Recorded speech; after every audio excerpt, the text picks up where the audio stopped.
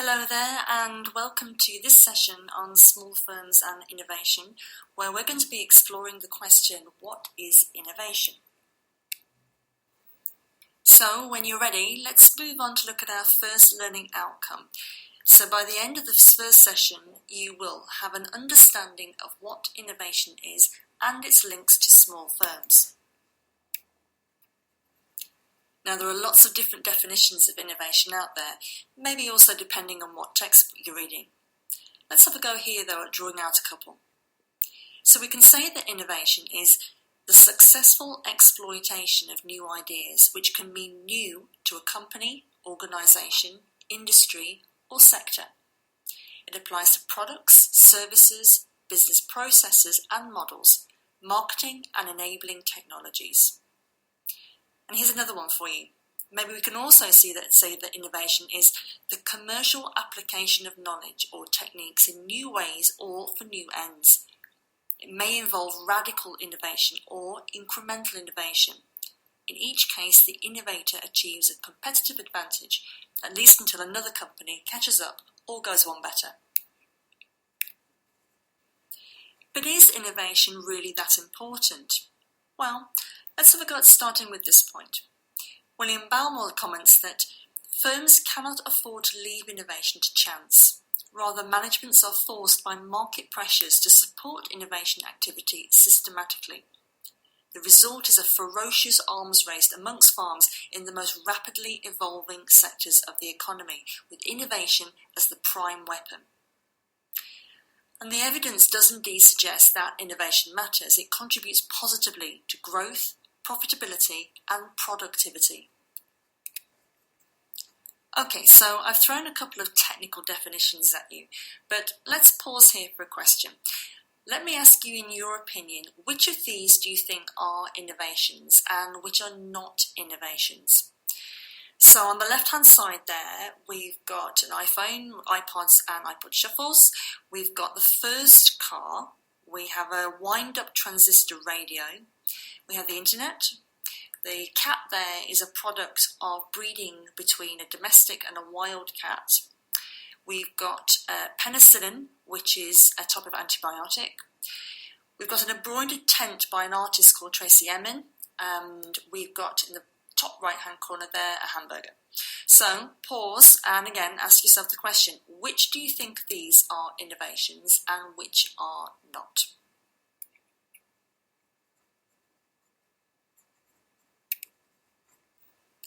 So the point of me asking you that question and to reflect on those innovations or not innovations is that it's very, very difficult to define as a concept. It's even more difficult to define in practice. So don't worry if you spend some time thinking, well, maybe penicillin is an innovation, maybe it's not. There is no right or wrong answer there, really. Sometimes it's just a matter of choice. Now I want to play you a video now as part of this session, but if you are offended by sexuality, then it's probably a good idea not to watch this video. The video is on a case study advertisement shown in India. And as I said, if you are offended by implied sexuality, then just skip on to where the slide starts with innovation redefined as typology slide. It's in a couple of slides, okay? So if you want to watch the movie, I suggest you open another window and you go to this site here on YouTube, and you can also find a copy on Learn in the Topic 6 folder. When you've finished, just move on to the next slide.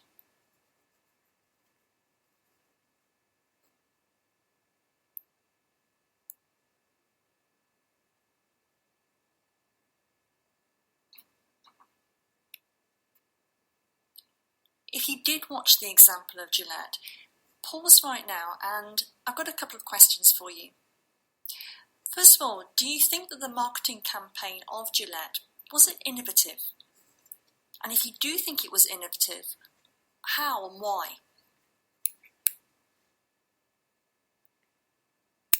When you finish reflecting on those questions, you can move on to the next slide.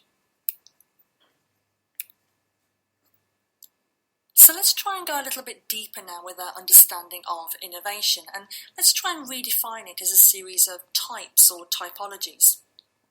I'm going to draw now on some work by Olson et al., who were writing in 1995, and they decided that innovation can either be radical or it can be incremental.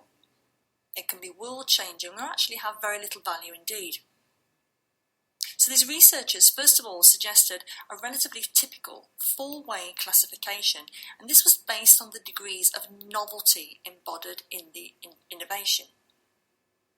So first of all, they identified new-to-the-world products. Now, these are new to the market and new to the company who is introducing them. Secondly, they identified line extensions. Now, these are new to the marketplace, but not new to the company. Thirdly, there were Me Too products, and these are new to the company but not to the marketplace. And finally, Olson defined product or service modifications. These are neither new to the company or the marketplace, but simply a kind of upgrade of existing market offerings.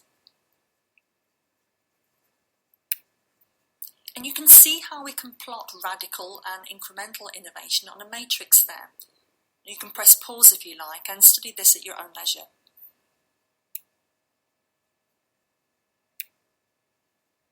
So here we have a table that depicts some of the levels and types of innovation. So on the left-hand side of your screen there, you can see innovations such as transformational, radical innovation and incremental innovation. And you can see also a range of examples there across products, services, processes and business models. And before we move on, it's worth me saying that incremental innovation is absolutely vital. It's commercially critical. However, it is pretty expensive.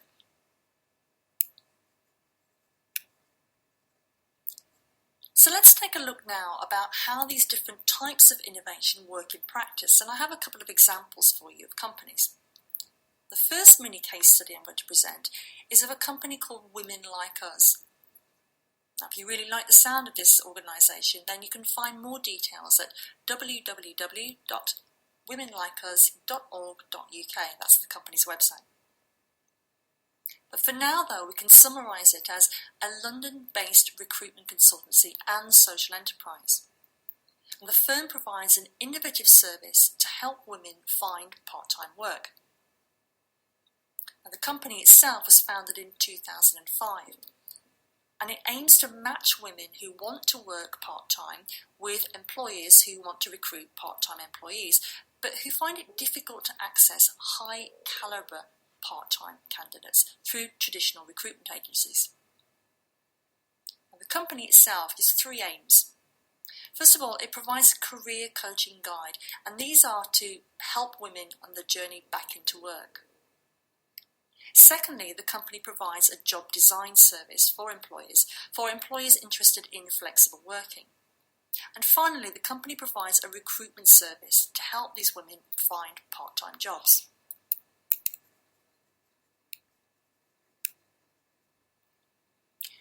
What I'd like you to do now, though, is to pause the session, and I'd like you to open another window and go to the following website.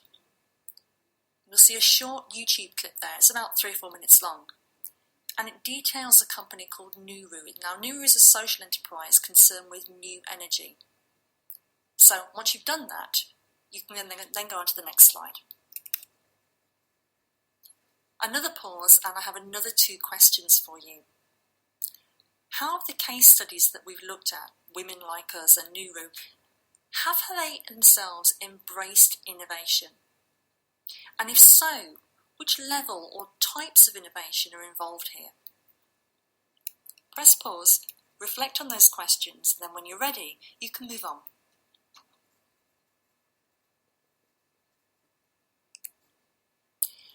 Now, trying to define innovation across different types and different levels is all very well, but does it actually matter? Well, evidence from European economies suggests that it actually does indeed. Roper et al., writing in 2008, suggests that innovative firms, first of all, grow faster. They have higher productivity, they're more profitable, and they have greater resilience in downturns. Now, the evidence for developing economies is much less well developed, but there is increasing evidence of the same type of positive innovation effects. Now I've put a paper on Learn for you, which is a very, very nice up-to-date summary on the importance of innovation in the context of SMEs. It's not essential for you to read the paper, but if it is something that you're interested in, you should take a look.